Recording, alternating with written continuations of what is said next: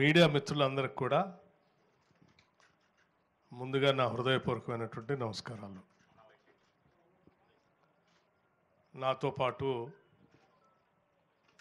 మీ అందరినీ ఉద్దేశించి మాట్లాడటానికి మా principal secretary energy Sandeep Kumar Sultania గారు,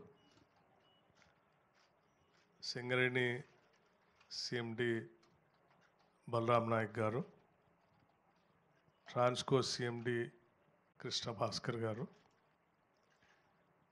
ఎస్పీడీసీఎల్ సిఎండి ముషరఫ్ గారు,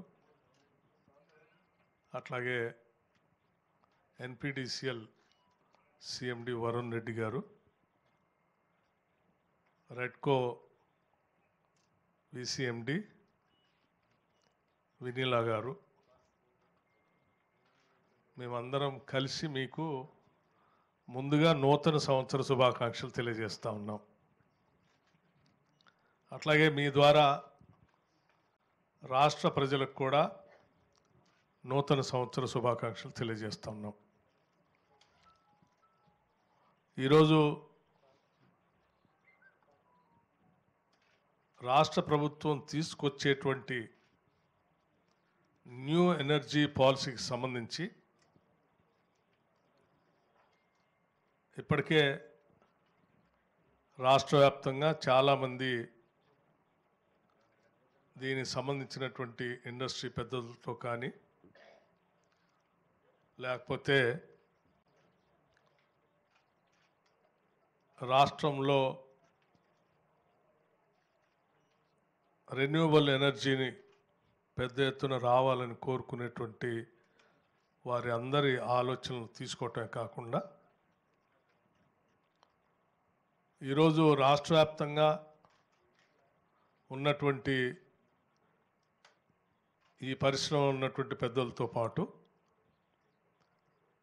దేశవ్యాప్తంగా కూడా ఉన్నటువంటి వాళ్ళందరి ఆలోచనలు తీసుకోవాలనేటువంటి ఆలోచనతోనే స్టేక్ హోల్డర్స్ మీటింగ్ అని పెట్టి వారందరినీ ప్రత్యేకంగా ఆహ్వానించి వారి సలహాలు సూచనలు తీసుకోవటం జరిగింది. మీ అందరికీ తెలిసిందే, దేశమంతా కూడా మనం అందరం మాట్లాడుకునేదే.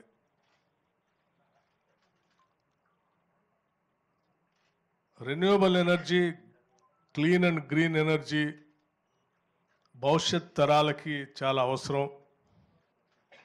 ఇప్పుడు ఉన్నటువంటి థర్మల్ పవర్ పొల్యూషన్ నుంచి ఈ సమాజాన్ని కాపాడటం కోసం ప్రపంచవ్యాప్తంగా కూడా పర్యావరణవేత్తలు కానీ లేకపోతే సామాజిక స్పృహ ఉన్నటువంటి పాలకులు అందరూ కూడా పెద్ద ఎత్తున ఆలోచన చేస్తూ ఈ రెన్యూవబుల్ ఎనర్జీలోకి పెద్ద ఎత్తున తీసుకువెళ్ళాలని చెప్పి దేశాలు ముందుకు పోతూ ఉన్నాయి.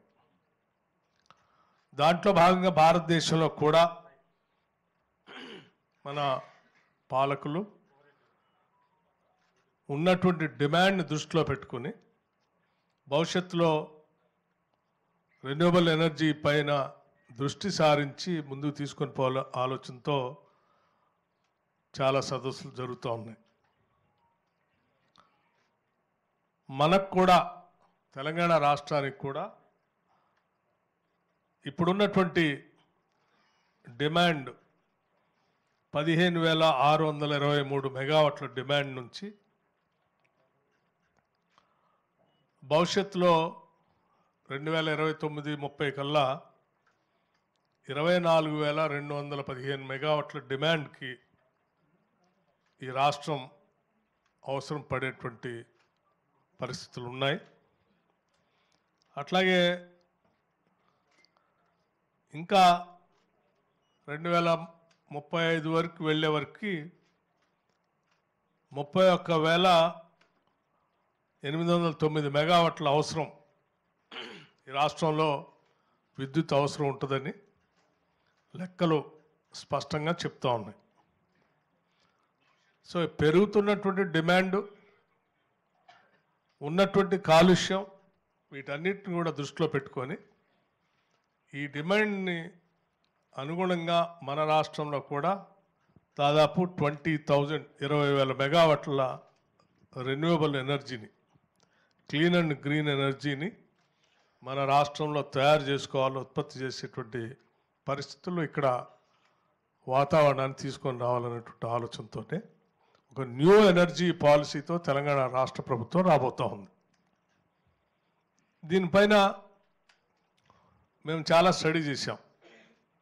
మా శాఖకు సంబంధించినటువంటి అధికారులు కూడా బాగా స్టడీ చేశారు. ఇప్పటికే దేశంలో ఉన్నటువంటి పరిస్థితులు, ప్రపంచంలో ఉన్నటువంటి పరిస్థితులు, రాబోయేటువంటి భవిష్యత్ తరాల్లో ఇంకా కొత్తగా వచ్చేటువంటి రెన్యూవబుల్ ఎనర్జీ సంబంధించినటువంటి టెక్నాలజీ, వీటన్నిటిని కూడా స్టడీ చేసి ఈ రాష్ట్ర భవిష్యత్తును కూడా దృష్టిలో పెట్టుకొని కొన్ని మౌలికమైనటువంటి సదుపాయాలతో ఈ పరిశ్రమని ఇక్కడికి ఆహ్వానించడం కోసం పెద్ద ఎత్తున ఒక న్యూ ఎనర్జీ పాలసీ, కొన్ని ఇన్సెంటివ్స్ కానీ, కొన్ని ప్రోత్సాహకాలు, ఇక్కడటువంటి ఒక ఇండస్ట్రీ ఫ్రెండ్లీ వాతావరణాన్ని సృష్టించి పెద్ద ఎత్తున ఆహ్వానించాలనేటువంటి ఆలోచనతోనే ఇవాళ ఈ స్టేక్ హోల్డర్స్ మీటింగ్ కూడా జరపడం జరిగింది.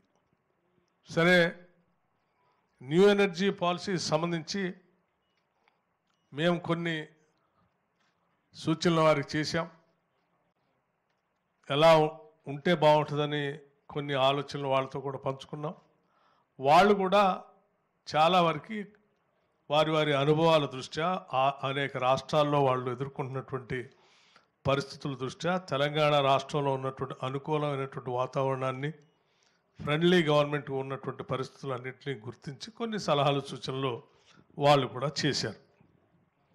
వారు చేసినటువంటి ప్రతి అంశాన్ని కూడా మా శాఖకు సంబంధించినటువంటి అధికారులన్నీ స్పష్టంగా రాసుకొని ఆ అంశాలని, మేము తయారు చేసిన అంశాలని పొందుపరిచి భవిష్యత్తులో క్యాబినెట్ దృష్టికి తీసుకొని వచ్చి క్యాబినెట్లో ఫైనల్ అప్రూవల్ తీసుకున్న తర్వాత న్యూ ఎనర్జీ పాలసీని త్వరలోనే అనౌన్స్ చేయబోతున్నామని చెప్పడానికి సంతోషిస్తూ ఉన్నాం. ఈ న్యూ ఎనర్జీ పాలసీ డెఫినెట్గా ఈ రాష్ట్రానికి, ఈ రాష్ట్ర ప్రజలకు కూడా ఒక మంచి పేరు తీసుకొచ్చేటువంటి క్రమంలోనే ఈ న్యూ ఎనర్జీ పాలసీ ఉండబోతూ ఉంది. సరే, ఇప్పటికే మీ అందరూ తెలిసిందే, న్యూ ఎనర్జీ పాలసీలో మేము మహిళలకి కొద్దిమందికి పిఎం కుసుమ్ కార్యక్రమంలో వచ్చినటువంటి స్కీమ్స్లో 4,000 మెగావాట్లకు సంబంధించి ఒక 1,000 మెగావాట్స్కి ఇప్పటికే సెల్ఫ్ హెల్ప్ గ్రూప్స్కి ఎంఓయూ చేసినటువంటి విషయం కూడా మీకు తెలిసిందే. అట్లాగే కొన్ని గ్రామాలని పైలట్ ప్రాజెక్టులుగా తీసుకొని పూర్తిగా వ్యవసాయానికి సంబంధించిన పంప్ సెట్లు కానీ, గ్రామానికి సంబంధించినటువంటి అన్ని ఇళ్లపైన సోలార్ సంబంధించి రూఫ్ టాప్ సోలార్లకి చేయాలని ఒక పైలట్ ప్రాజెక్ట్స్గా కొన్ని టేకప్ చేస్తున్న సంగతి కూడా మీకు తెలిసింది. అంతిమంగా పవర్ సర్ప్లస్గా ఉండేటట్టుగా ఈ రాష్ట్రంలో ఈ కార్యక్రమాన్ని చేపట్టబోతూ ఉన్నాం. భవిష్యత్తులో వచ్చేటువంటి డిమాండ్ కూడా దృష్టిలో పెట్టుకొని దాని సరిపోయేంత పవరే కాకుండా ఇంకా అవసరం అయితే బయట రాష్ట్రాలకు కూడా ఈ రాష్ట్రం పవర్ని అమ్ముకునే, అంటే అమ్మి కొంత లాభాలు గడించే స్థాయికి కూడా, ఆ దిశలో కూడా ఈ రాష్ట్రాన్ని తీసుకొని పోవాలనే ఆలోచనతోనే ఓ మంచి పాలసీ తీసుకొని వస్తా ఉన్నాం. తప్పనిసరిగా మేము ఆశించిన మేరకు ఇవన్నీ జరిగితే రాష్ట్రం ఓ మంచి పవర్ సర్ప్లస్ స్టేట్గా ఉండబోతుందని చెప్పడానికి కూడా నాకు ఎటువంటి సందేహం లేదు. సరే, మనకు కూడా ఇప్పుడు సహజంగా ఉన్నటువంటి ఉన్న పరిస్థితుల్లోనే పెరుగుతున్నటువంటి డిమాండే కాకుండా రాష్ట్ర ప్రభుత్వం ఈరోజు మనం తీసుకుంటున్నటువంటి కొత్త నిర్ణయాల వల్ల కూడా పవర్ కన్జంప్షన్ డిమాండ్ కూడా పెరుగుతూ ఉంది.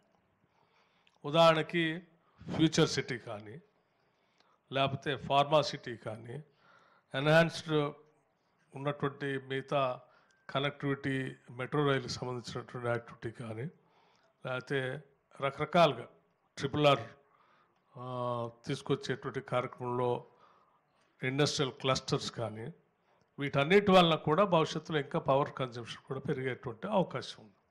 వాటన్నిటిని కూడా దృష్టిలో పెట్టుకొని దాన్ని సరిపోయేంత పవర్ తీసుకొని రావాలని ఆలోచన చేస్తూ ఉన్నాం. అట్లాగే ఈ స్టేక్ హోల్డర్స్లో చాలామంది పెద్దలు, ముఖ్యంగా ఇండస్ట్రీకి సంబంధించిన అసోసియేషన్స్, సిఐఐ వాళ్ళు, ఫిక్కీ వాళ్ళు, తర్వాత తెలంగాణ సోలార్ ఎనర్జీకి సంబంధించినటువంటి వాళ్ళు, లేకపోతే సోలార్ కార్పొరేషన్ ఆఫ్ ఇండియాకి సంబంధించినటువంటి వాళ్ళు, research institutions, NTPC, axis energy లాంటి వాళ్ళు, energy renewable energy developers and experts, representatives from SC ST entrepreneurs associations కూడా, గ్లోబల్ ఫైనాన్షియల్ ఇన్స్టిట్యూషన్స్ కూడా చాలామంది దీంట్లో పాల్గొన్నారు. వారందరి అభిప్రాయాలు కూడా మేము తీసుకొచ్చినటువంటి అంశాలను ఏకీభవిస్తూనే ఇంకా కొన్ని సలహాలు సూచనలు చేశారు. వాటిని కూడా పరిగణలోకి తీసుకొని ముందుకు పోతా ఉన్నామని చెప్పడం కోసం మీ అందరినీ ఆహ్వానించి ఈ విషయాలు చెప్తా ఉన్నా. కొద్ది రోజుల్లోనే maybe in very few days you are going to see the new energy policy. అట్లాగే ఈ ఈ మొత్తం న్యూ ఎనర్జీ పాలసీని తయారు చేయడానికి ఎనర్జీ శాఖకు సంబంధించిన అధికారులంతా కూడా మంచి కసరత్తు చేశారు. ఈ కసరత్తు సంబంధించి కొన్ని నిర్ణయాలు సరే అని ఎనర్జీ ప్రిన్సిపల్ సెక్రటరీ కానీ, డిస్కమ్స్ సిఎండీలు కానీ, మా ట్రాన్స్కో సిఎండి, రెడ్కో వాళ్ళు కానీ చాలా దృష్టి సారించి నిర్ణయాలు చేయటం వల్ల కూడా కొంత మంచి రిజల్ట్స్ కనిపిస్తూ ఉన్నాయి. కొన్ని అంశాలు హైబ్రిడ్ టెక్నాలజీస్, నెట్ మీటర్కి సంబంధించి, అంటే తీసుకొచ్చే ఈ సోలార్ సంబంధించి సోలార్ పవర్ కానీ, ఫ్లోటింగ్ సోలార్ కానీ, పంప్డ్ స్టోరేజ్ కానీ, లేకపోతే బ్యాటరీ ఛార్జింగ్ కానీ, లేకపోతే హైడ్రోజన్ పవర్ కానీ, ఇవన్నీ కూడా సాధ్యమైనంత వరకు ఈ రాష్ట్రంలో ప్రతిదాన్ని తీసుకొని రావాలనేది ఆలోచన మాకు. అయితే తీసుకొచ్చే క్రమంలో కొన్ని అంశాలని మేము కొంత వాళ్ళు ముందుకు పెట్టినప్పటికీ క్యాబినెట్ ఫైనల్గా అప్రూవ్ అయ్యి వాటి స్టాంప్ అయిన తర్వాతనే మేము ఎనర్జీ పాలసీ ఏంటనేది బహిరంగంగా చెప్పగలనని చెప్పి మీ అందరికి కూడా తెలియజేస్తూ ఉన్నాను.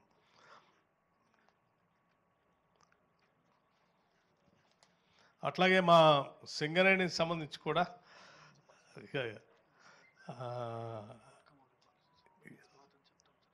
ఇవన్నీ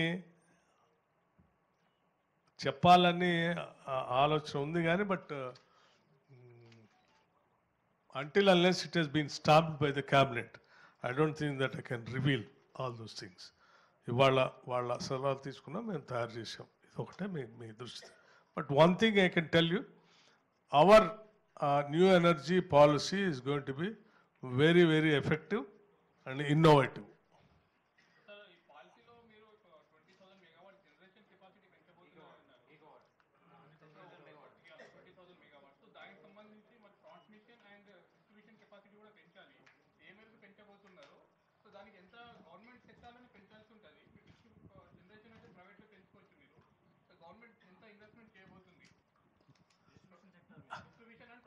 Yeah. See, when we are going to produce power, obviously we will be planning even for the transmission also. Obviously we will be planning even for the transmission also. And what is the amount is required, that depends upon day-to-day exercise and timely decisions we will be taking it. Money is not at all a constraint for us. So we are seriously planning even for the transmission also. As of now, the power it depends. Sometimes, whenever the demand is very peak, particularly in summer areas, those times people are buying from the department is buying from the exchange from minutes, sometimes only for few hours, few minutes also. That will not totally, no.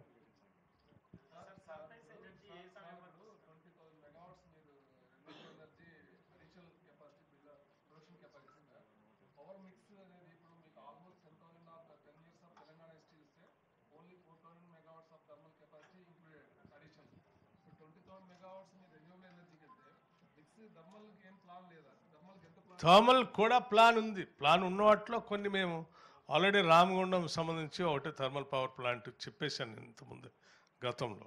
Today the stake holders meeting is exclusive only for the renewable energy కాబట్టి I am trying to give that information. Even thermal also there are some plans, of course, yes.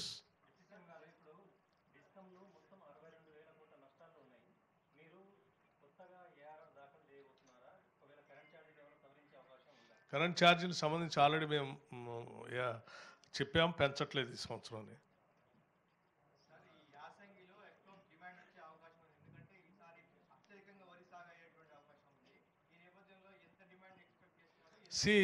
ఈ demand ఎంత ఉన్నా కానీ దాన్ని సరిపోయేంత power supply చేయడానికి రాష్ట్ర ప్రభుత్వం గేరపై ఉంది. Not an at all an issue.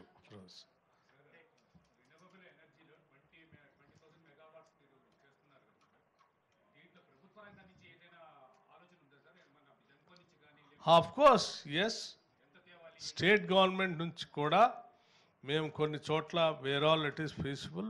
మేము జెన్కో నుంచి you all aware thermal power projects కానీ హైడల్ పవర్ ప్రాజెక్ట్స్ కానీ ఎక్స్పర్టైజ్ ఉంది. దీంట్లో కూడా డెఫినెట్గా కొన్ని చోట్ల స్టేట్ గవర్నమెంట్ నుంచి కూడా తీసుకుని చేస్తారు. యాజ్ ఆఫ్ నౌ దేంట్లో అది ఇప్పుడే చెప్పలేం కదా.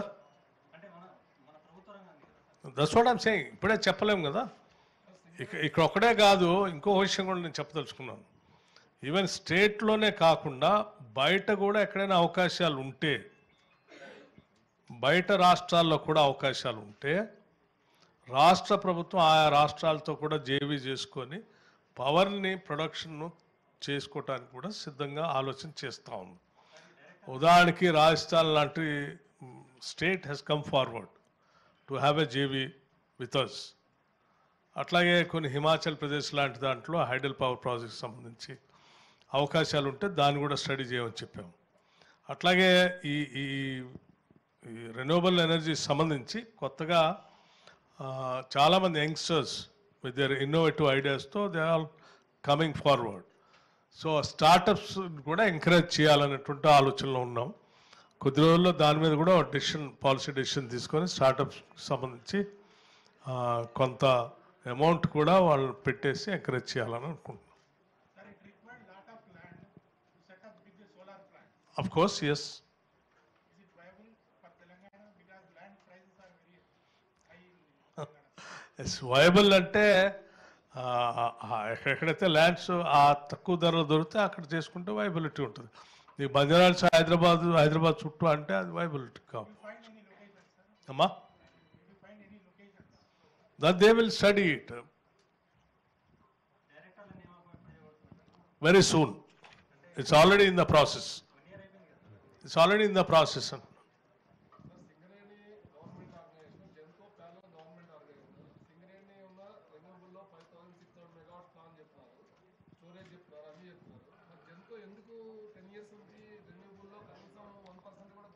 See, 10 years మీ అందరూ తెలిసిందే.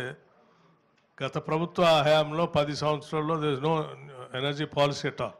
వాళ్ళు ఏం చేయలేకపోయారు కాబట్టి ఈ పరిస్థితి ఉంది.